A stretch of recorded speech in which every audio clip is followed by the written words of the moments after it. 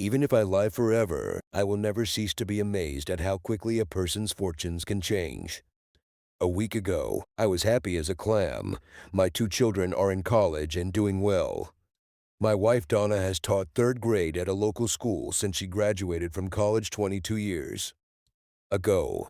She's blonde, smart, sexy, funny, beautiful. You get the idea. We got married the summer after. Donna graduated from college. I never regretted my marriage, not for a minute. I really don't know why she chose me. She could have had any man she wanted, but I'm not complaining. Donna is a wonderful mother and is largely responsible for how good our children have turned out to be. I work for the Art and Paul Soda Company. Don't be upset if you've never heard of it. This is a family-owned company founded by two brothers in a garage in Strasburg, Pennsylvania. In 1963, no one seems to know exactly where or how they developed their formula. But there is no better carbonated soft drink on the planet. Demand for their products continue to grow. Today, they have 450 employees and resist any further expansion. The family feels they will lose control over the quality of their product if they go big. A few weeks ago, Time magazine published an article about the family and the soda they make. I now suspect that this story was the catalyst for all my recent problems. The magazine made a big deal about how closely the original family formula was guarded. Towards the end of the story, my name was mentioned as the person in charge of the company's security. I've worked for Art and Paul since I got out of the Army in 1985. I rose through the ranks and was appointed head of security 3 years ago. The name sounds good, but the truth is that security was never a big issue, at least not until that damn magazine story. It was presented in such a way that the secret formula was worth millions. Looking at it now, I think that's probably true. Once the story hit the newsstands, interest in our product and how it was made increased significantly. Suddenly my job wasn't so easy anymore. It became obvious that we needed to strengthen measures to protect the formula. To that end, I found myself in Las Vegas last week at an exhibition dedicated to everything a company might need to protect itself from corporate espionage. I felt a little like James Bond.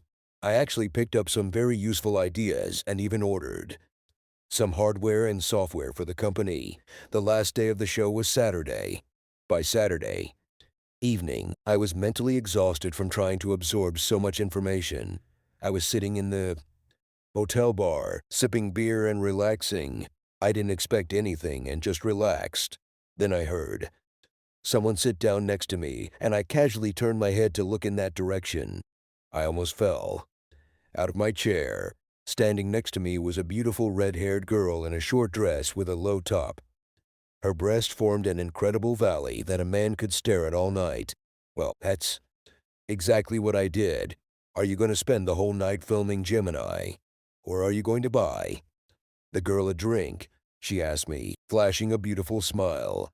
I managed to pull my tongue into my mouth and call the bartender. I bought her a drink and ordered myself another beer. It was on Saturday. Just 3 days later, I found myself fighting for my career. I arrived home on Sunday afternoon and returned to work on Monday morning. Tuesday morning found me in my office, trying to prepare a report to the board of directors for the afternoon meeting. I noticed an email appearing on my monitor. The sender had the username best friend, and there were attachments. This piqued my curiosity, so I opened the letter. There was a very short message consisting of 2 sentences. I sat and reread it at least a dozen times. It didn't make much sense, but I knew it would be very important. To me, the message read, at noon, drive to Casey Park and park next to the black Lincoln near this playground. If you don't, these photos will be emailed to your boss, wife, kids, parents, and numerous community leaders. With great trepidation, I began to open the attached photos. My stomach immediately churned, and I felt nauseous. Somehow someone managed to take a photo of me with the redhead. In the first photo, we were in a bar. Anyone can take a photo in a public place. But then there were photographs that made my head spin. They were taken in my hotel room and were quite explicit. At first, I was angry. How the hell could these photos be taken in a private room?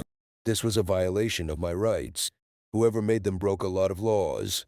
Then my thoughts changed direction, and all I could think about was what Donna would say if she found out about them. What's worse if her parents and our children see them? My mind began to understand the situation into which I had been thrust. I was clearly threatened. If the pictures of the naked redhead kneeling in front of me got out, my life could turn into crap. To top it all off, there were several, even more incriminating photographs. I could even see a few large freckles on her chest in the photo, where she was on top. I really didn't want the boss, the kids, and especially Donna to know these photos existed. Art and Paul Simon were quite religious people. Everyone who worked for them had a morals clause in their contract. Over the years, several people have been fired for behavior detrimental to the company. Someone got caught at work, someone was stolen from the company, and one guy was fired because he constantly lied about being sick when in fact he was fishing. As I thought about the situation, I decided that I needed to come up with a plan to deal with the problem. Why were the pictures taken? Why were they emailed to me? Why was I told to go to the park? How could I spin the situation well? There could only be one reason for my current situation. At least one that I could think of. This reason was the formula that I was obliged to defend. It was at the center of this storm that I was suddenly faced with. Perhaps I will be blackmailed into revealing this. One big problem was that I had no idea what this mixture was. Heck, I didn't drink soda. I drank beer. As the head of security, I had access to all parts of the facility. A guy smarter than me, but with my ability to penetrate more heavily guarded areas, could probably hack into computers or the damn file that held the secret. This must be the reason why my life is going downhill. I looked at my watch and realized I had to leave within an hour to get to the park by noon. I really didn't want to do this, but I picked up the phone, called Art Simon, and quickly set up a meeting with him and Paul. At exactly noon, I drove into the park and stopped next to a black Lincoln. There were two men sitting in the car, apparently waiting for me. The guy in the passenger seat got out and held the door, nodding to indicate that he wanted me to get into the car. I looked at both men. I've never seen either one before. "That was very smart of you," said the man behind the wheel. "I have a laptop ready to send photos to every family member, friend, boss, and colleague you've ever had. I chose this place because I can get Wi-Fi from the hotel across the street. All I have to do is press the enter key. Let's get down to business," I snapped. "What needs to be done to keep these photos secret?" "I like your attitude, Benson," the idiot chuckled. "It is so simple. You're a security expert like a woodpecker carpenter. I hired a woman for this Saturday night, and you yourself noticed the redhead before my girlfriend arrived. It saved me a couple $100, and the red one was much better than the one I had for you. The photos turned out pretty good, don't you think? Let's just get this over with," I insisted. "Do you need money? I need to know that there are no more hard drives with these files." "I want money, okay?" The man laughed. "I want you to give my friend in the back seat your ID and the code you use to get into the most sensitive areas of your company." "What? Do you think I'll give it to you? If they find out I gave it to you, I'll be fired and probably sued and who knows what else. I can't do this," I said firmly. "No problem, Benson." He grinned again. "I'll just press this key and you'll find yourself in a world of shit so fast your head will spin." "1 minute," I squealed. "When do I need the code in my ID?" "Right now," he growled. "We won't give you a chance to ruin everything. Give it now and we'll wait here until he returns. If all goes well, I'll give you this laptop and you'll never see us again. Your family will never know what a cheater you are, and we will all be happy. You can't just get in there. Even if there's a code," I warned. "They'll see him, and there are security cameras everywhere. This won't work." "That's usually what happens," my blackmailer agreed. "But on the first Tuesday of the month, people in the office should meet with the bosses in the conference room and discuss strategy and marketing for the next month. Between 1 and 2, the place will be empty, except for the guy watching the monitors. He's dumber than a fucking stick. My friend will be in, and out before he knows what the hell is going on. I turned to look at the guy's partner in the back seat. He was smelling from ear to ear, holding an old Richard Nixon mask in his hands. I realized that the cameras would record Tricky Dicky and would be of little help. I pulled out my ID and handed it to the guy, telling him the code number. The guy got out of the car, crossed the street, got into the Nissan Sentra and drove away. I sat next to my blackmailer and waited. He kept his finger lightly on the enter key the entire time. It was almost as nerve-wracking as sitting with a suicide bomber. An hour later, the car returned. The guy was grinning from ear to ear as he walked back to Lincoln. "I did it," he exclaimed. "These hillbillies are fucking idiots. Let's get back to the boss." "You have what you want, so give me the computer," I demanded, reaching for the laptop. "Oh," the bastard laughed, deliberately pressing the key. "What a pity. I guess you won't need my laptop now. The damage is already done, loser." I was wondering if I should beat the crap out of the guy when his friend opened my door and flashed a knife. He motioned for me to leave. I carefully got out of the car, closely watching the guy with the knife. He slammed the door, hurried to the Nissan, and climbed inside. Both cars quickly drove away. I debated whether I should jump in front of them, stop them, but in the nightmare I was in, I foolishly hoped that this idiot would keep his end of the agreement and not send the photos. Now I had to face the problem. By the time I returned to my office, I saw that the turbine of life was indeed spinning very fast, and waste was flying everywhere, especially in my face. "The internet is much faster than my old Jeep." Gloria, Art's secretary, called shortly after I entered my office. She and I got along well. She always enjoyed chatting with Donna at office parties. I could tell from her voice that she was worried about me. "Dan, I ask you to be present in the meeting room. I'm afraid this may be related to photographs that were emailed to each board.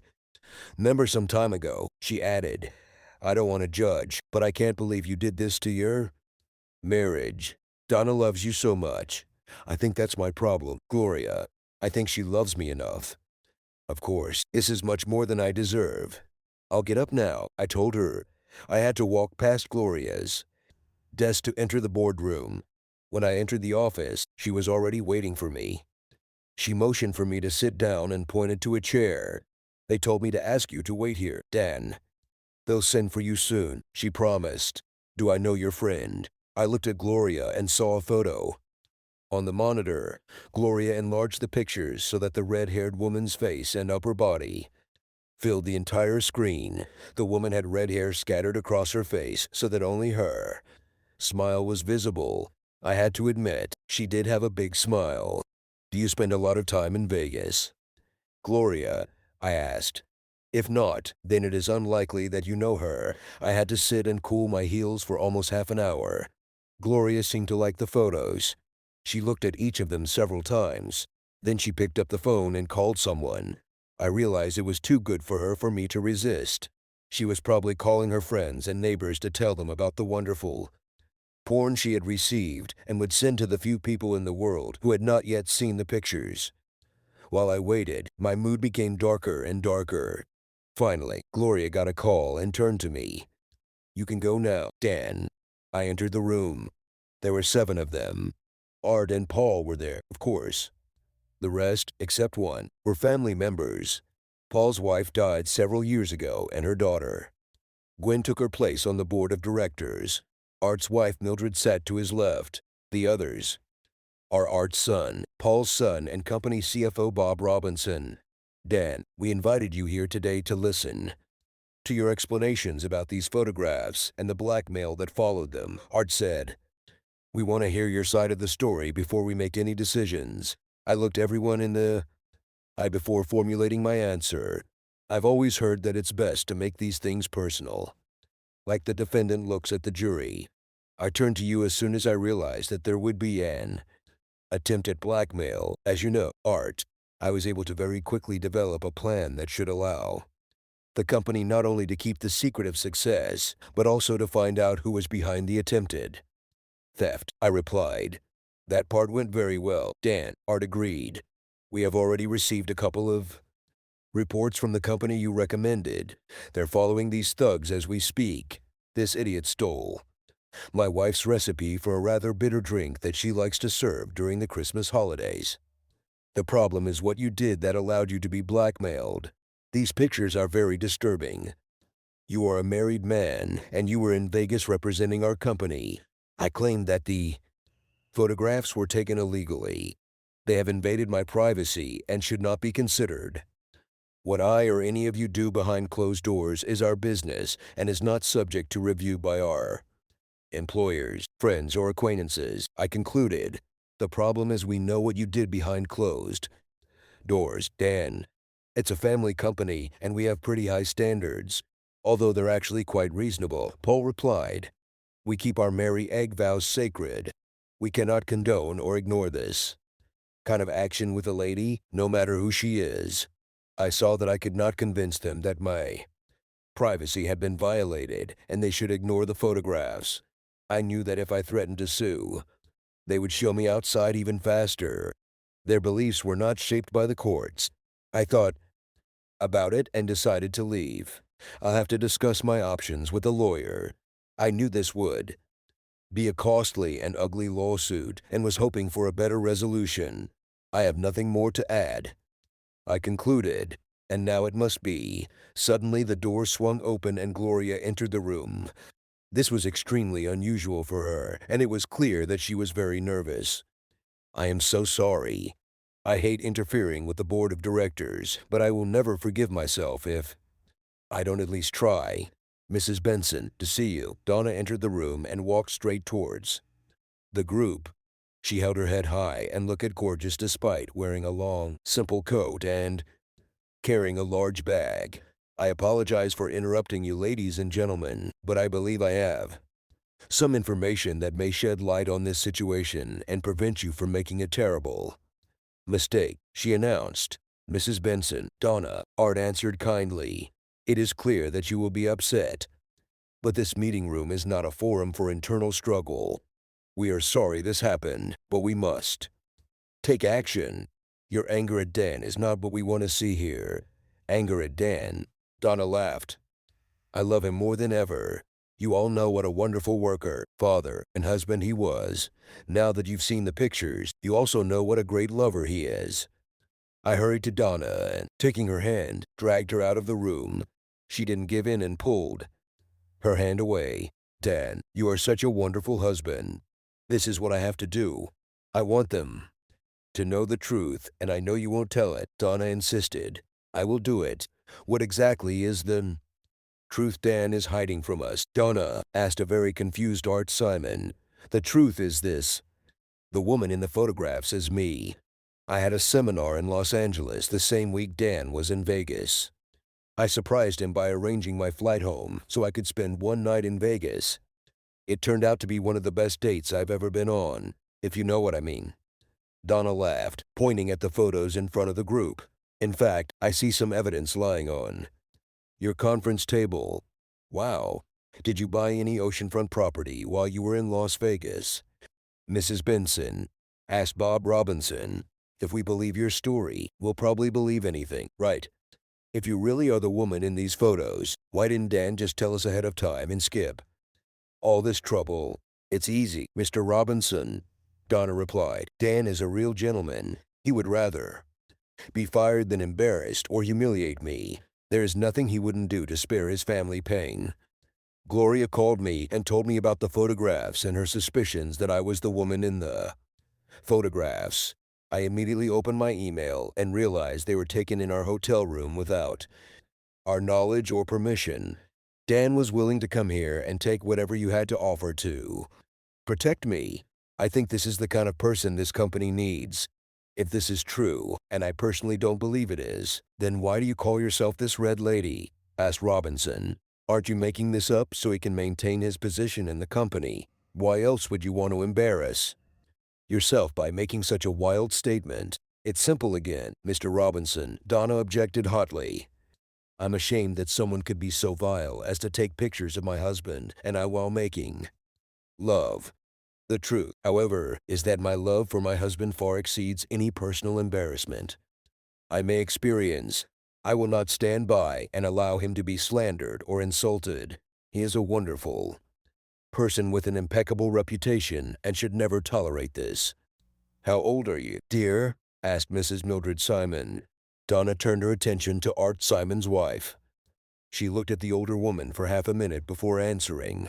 Since I'm revealing everything, here, I might as well tell you, Mrs. Simon. I am 44 years old. I weigh 122 pounds and am an inch shy of 5.5 feet tall. With all due respect to the ladies present, the woman in these photographs is much younger than 44 years old. Robinson snorted. I'm willing to bet that whores there's not even 35 in these photos. I grabbed Robinson by the lapels of his jacket and threw him across the table before he could finish his sentence. I moved back to give him a good hook when Donna grabbed my arm. Dan, do not even think about it. He simply states what he considers to be a fact. Let him go now, Donna barked. I loosened my grip on Robinson and let him plop back into his seat. It seemed quite obvious that my work was now history. Mr. Robinson, I don't know how you feel about your wife being insulted in your presence, but believe me, Dan will not tolerate it from you or anyone else. He just worships me. Donna beamed, looking at me. My dear Mildred Simon intervened. Personally, I admire the way you both defend each other. But I'm afraid that Mr. Robinson made a fair point, although his rudeness is very upsetting.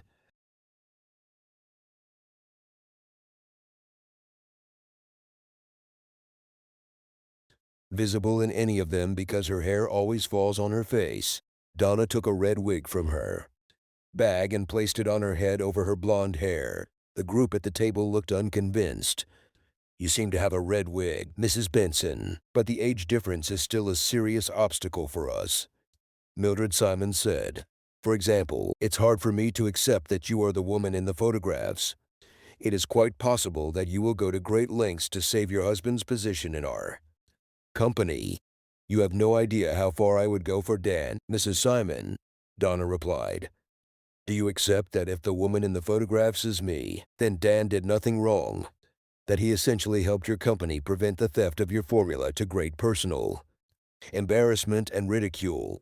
Would you agree that a married couple can enjoy love in private, as depicted in these photographs, without shame or humiliation? Is it possible that if we had pictures of you and Mr. Simon in the heat of passion, there wouldn't be much you weren't doing here? It's not about Mr. Simon and me, Mrs. Benson. Mildred Simon smiled. I will say that I would be very uncomfortable if photographs of my personal life were distributed on the internet, although less so if I could look as good as the young lady in these photographs. We seem to have reached a dead end here. I'm afraid I won't accept this. Dan is accused of inappropriate to be heavier. In fact, he is condemned for loving his wife. The so-called proof that he cheated on me is a bunch of photos. They don't even show my face because of the cheap wig I bought at Lax. You can't even see my face in the photo taken at the bar when I was still dressed, Donna said calmly. For some reason, I knew it would come to this. I want you to look at these photos that Gloria has enlarged, Donna insisted, taking two glossy photographs from her purse and throwing them on the table in front of the group. Look at the freckles on the left breast. Also, check out the little tattoo below that my husband is so excited about. Then compare them to this. I thought I had seen everything. Now everyone has seen everything. As she spoke, Donna quickly unbuttoned her coat and threw it off her shoulders. She was completely naked. I didn't know whether I should reach under the table.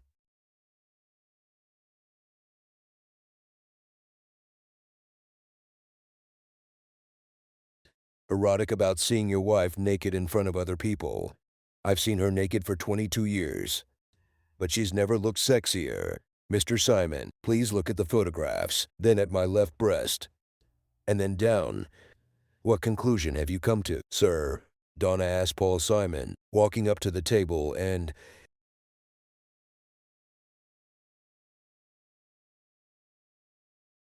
Paul Simon replied after what seemed like an unnecessarily long examination, that you are indeed the woman in the photograph and the epitome of beauty.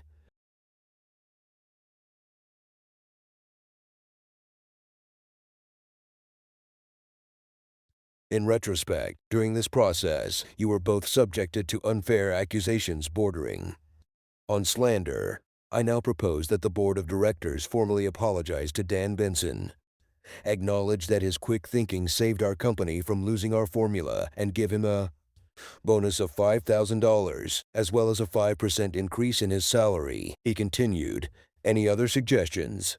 6 other members seemed to respond simultaneously, supporting Paul's proposal. It passed unanimously. Donna was still hugging me when Art Simon carefully draped the coat over her shoulders. His wife Mildred was waiting for us to separate. "My dear, it goes against the laws of nature for a woman to look as good as you at 44 or almost any age. I apologize for my reluctance to believe. But I assure you, if I had not seen it with my own eyes, I would never have believed that a teacher could achieve such a metamorphosis by putting on a wig and taking off her clothes. Your devotion to your husband, his respect and love for you is very touching. It's unfortunate that these photos of you are circulating, especially when you look so good, but your face is unrecognizable in them. Subscribe to our channel so that your second chaff doesn't cheat on you, and go ahead and listen to the next story, because this story is nothing compared to the next one.